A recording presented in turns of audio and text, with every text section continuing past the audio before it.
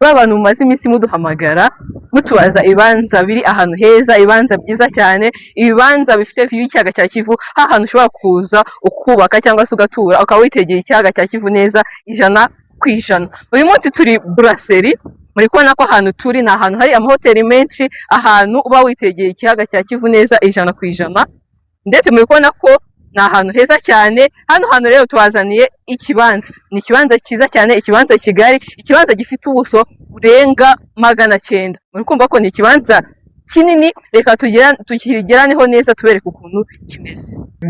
Iki ni cya kibanza cyacu tubazaniye, muri kubona ko ni ikibanza gikora ku muhanda, n'iki ngiki kirimo ikawa, no kuva hano kugera hariya hirya. Muri kubona ko ni ikibanza kinini nkuko nari nababwiye, ubuso burenga 900. Muri kumva ko hano hantu ushobora kuza ukahubaka, hashobora kuvamo ibibanza bitatu ku bantu bashaka gutura, cyangwa se ushaka wahubaka apartment, wahashyira resort. Muri kubona ko dufite icyaga cya Kivu neza 100% view uyitegeye, ndetse ukaba washyira apartment, ukaba washyira ibintu byinshi bigiye bitandukanye.